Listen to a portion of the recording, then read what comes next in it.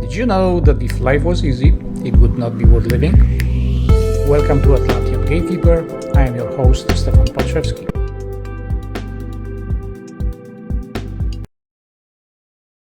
And now, as promised, we are going to be talking about World War III. No, it's not going to be as scary as you may think. I will skip some of the details. You can keep digging into that when the time is right. First of all, you need to understand that we are in a part of frequency that is dealing with endings. This is something that needs to be explained in details, but not at this point. I will do that sometimes in the future. Since we are dealing with the endings, we decided that the civilization that we are currently part of is going to end up in a specific way. As a Sumerians and or Egyptians, we had different options. Some of us knew how to simply leave our body, still being a character which continue in different realities, in different fields of possibilities. But at some point, eventually, the character needs to die because we need to live, and life is all about constant change. It is a flow. And you understand the seasons, spring, summer, fall, and winter. Everywhere we go, we follow the same pattern. So right now, since we already forgot how to leave our body on our own, because we can still do that, there are a few people who knows how to do that, including myself. There's no problem. You can train yourself, and when the time comes, you just go and never come back, and that's it. But it has two things that you may not like it. So, for example, there is the famous case of a wife of Sadhguru. I am sure you heard about that she said that she's going to die on a specific day, and she exactly did that. But she was smart enough to die in the physical form, therefore her character died, and she was renewed, or she was starting fresh somewhere else with different awareness, different perception, and so on. And this is what we are looking for. We can also get out of body, never come back, and our character can die. It's no problem there. It's, in fact, this is the most rewarding part, is when you are no longer the character that you play and you have the fresh new beginning. It's awesome, it's amazing, but not many people understand that. So this frequency is dealing with that. And I need to emphasize this a lot because people do not understand. We are under the impression that the time is coming from A to B, and we kind of are evolving. We were sometimes in the past, we were some primitive animals, and now we evolved to something more intelligent. No, never happened. Never, ever, ever is going to happen for any living organism anywhere.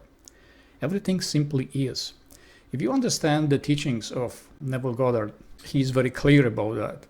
I will give you a link below, so you can. There is the latest book that was released. This audiobook, it's free. There is no charge. You can always listen to those things. If you are interested to kind of be more aware of what this world is all about, because believe me, the war is not about pain, killing, suffering, blood, bad people, because as I mentioned already before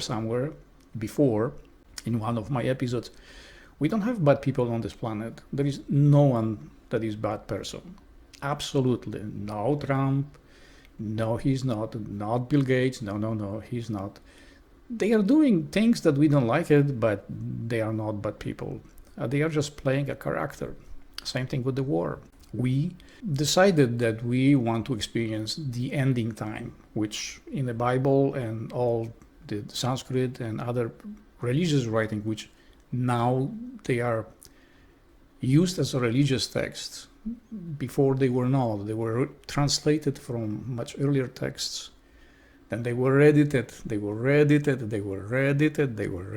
rewritten, reedited again. There's like 30 times, I think. And we have basically no knowledge that those texts were actually scientific texts, where they are outlining, they are presenting to us the correct process, how we come to be, and then how we are no longer in the part of the physical form, and then we have the option being in different other realities, different layers of the same reality, because the same dimension, sorry, different realities means different layers of the same dimension. However, people are saying differently. They are saying there are different dimensions. No, there are no other dimensions in any form or shape. It's a layer above layer, above layer, above layer, above layer, above layer. And those layers, each one of them is governed by different frequency, which have different form, different structure, and they appear as though they are separated. They are not separated. They are in flow. When one is ending, the other begins. But it's much like the infrared light, infraviolet light, X-rays, and all the other radiation that we cannot see. If someone would ask you what's in front of you, you would say empty space, but that's not true. There are hundreds of thousands of different radiations that we cannot recognize yet. We don't know what they are, and it's not going to happen in our lifetime that we ever gonna know that. What we understand with all the sophisticated equipment, we can only recognize a fraction. As you know, the spectrum of light is going on both ends permanently forever. If you understand the Fibonacci sequence, then you will understand that there is no end to that. It just keeps going and going and going. So that's the story, that we are at the ending. We are experiencing the end of times, which the Bible is clear about that. This does not mean this is the end of the world. It's just time of change. This is like a season. One cycle ends and new cycles is going to start. The new cycle is going to have different elements in it, different environment. Our awareness and perception of what is going to be much different. The view of the world is going to be much different. The set of ethics and morals is going to be different. So you should be excited about that. And not many people are claiming that we are in the ascending mode and we are ascending to the fifth dimension or whatever. Not true at all, not even close. Our situation right now at the endings, at the bound of that frequency, at the endings, is the most challenging. And the beings that are here, they selected themselves knowing what they are going to experience, because this is not so easy. Those challenges are very tough.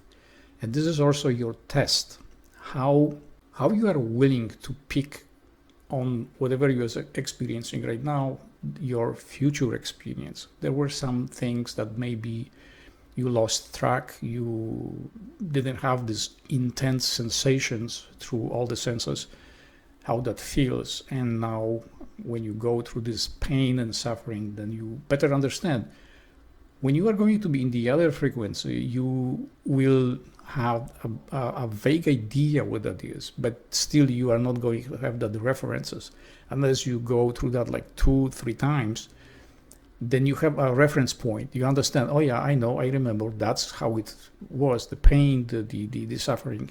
But if you don't, you simply will not know. So this is like someone who is never swim and then jumping to 30 feet deep water. So you can understand that either this person somehow by miracle is going to know how to swim, or is going to go straight to the bottom.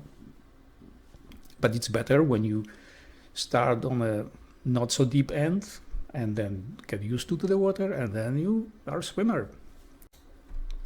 Same story with the World War III. I needed to say that on the beginning of this video because I don't want you to be under the impression that I am one of those guys that is fear-mongering and trying to give you scares and whatnot. I am here to give you your power back. I want to make sure that you understand that the greatest being on this planet is you. I am just teacher, and by that token, I am learning from you a lot. If I wasn't in the situation that I am in, surrounded with the people which are, cross many groups or many traits, many understandings or many philosophies. I would not be able to do that. And I am hoping that I am going to have feedback from you where you will share your thoughts with me, how you see this whole thing, because the job that I took on, this, this, this lantern, it was given to me from Abdullah, the Ethiopian mystic. He is the one who gave me this. So I have responsibility. I'm trying to keep, to be up to at least his standards. He gave to this world Abdullah. Neville is his student, and Neville didn't grow to the level of Abdullah. Believe me, he did not. Although Abdullah was very down to earth, he was very humble. He never was trying to show his true nature. He's great grandmaster, by the way. He's somewhere behind me there. I'm in good hands. There are others that, oh boy, I don't even want to. I am emotional when I. Okay, a little allergies there. Well, it's gonna go away. So you understand what you are dealing with. It's not, and believe me, it's not about this man-made spirituality, man-made personal development. It's hardcore science where we, as beings, are not as we think we are, because most people, when they are here as a humans, they are trying to understand something that they are not. Then the fun part starts when we are over there and we are in the form of essence. We are so curious what it is to be human. Do you see the paradox? Like, when you are here, you have the chance to be human. Just try to be human and do whatever, you have chance to do. Try not to be too much of spiritual or too much saint or too much saving this world or to be right, because there is no right or wrong. Just try to freaking live your life the best you can. And the same thing goes for the other side. They like, oh, we need to go help the people on earth. Like, what the hell for? Do not worry, they will manage. Okay, so without further ado, now let's talk about the World War III. As you already understand, we are in the frequency that is dealing with the endings. The endings were already decided by all of us. It's the way it is. It's cruel, it's vicious, it's painful, but only on the outside. We are observing the noise. We are watching this byproduct of the mind. The mind is producing all those effects, and we have choice. Either we succumb to those external display, or we figure out who we really are and look a different way. The main conflict is by design supposed to be provocation.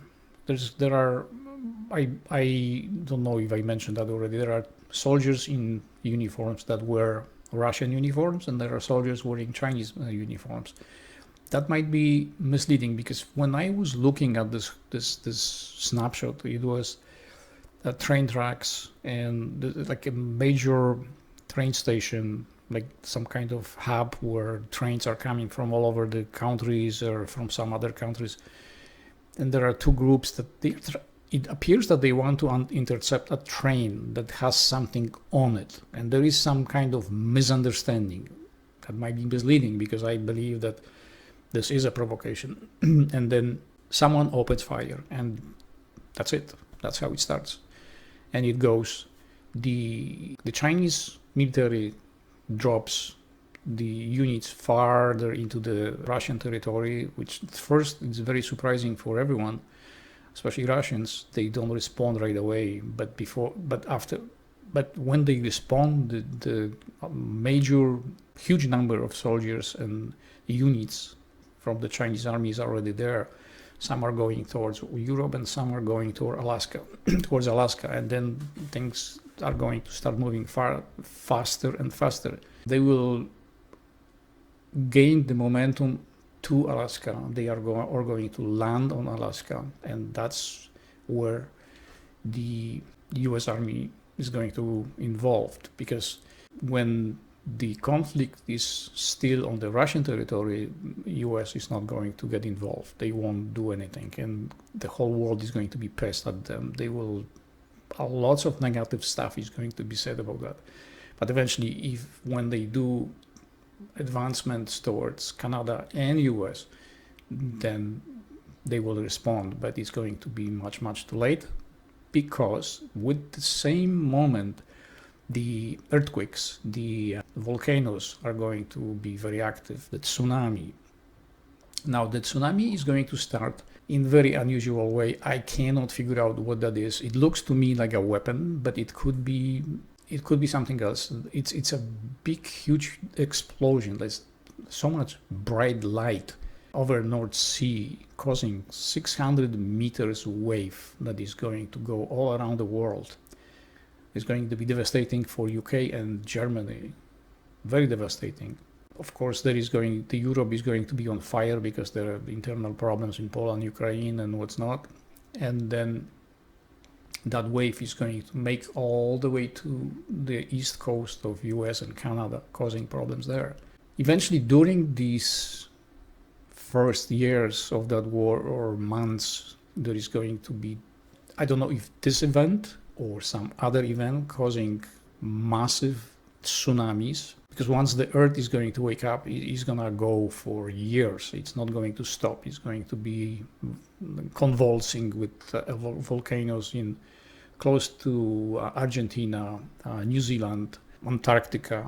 Antarctica is going to blow really hard. Then somewhere in the Mediterranean, there is a massive explosion. And the first tsunami is going to cause massive explosion, I think, on Iceland. And it's going to spew a lot of sulfur and fiberglass. The ashes, the pumice is going to be thrown into the space almost. That's how high this thing is going to go. There's going to be massive explosion. And that wind is going to pick this dust and everything towards Europe. So basically, that yellow dust that some of the prophets or psychics saw coming down on earth and killing people is sulfur, the fine powder, which is going to first is going to go up, and then as a mist is going to come down, and it's going to look like a yellow cloud settling down, and eventually the sky is going to go dark anyway. So those are the elements during that war.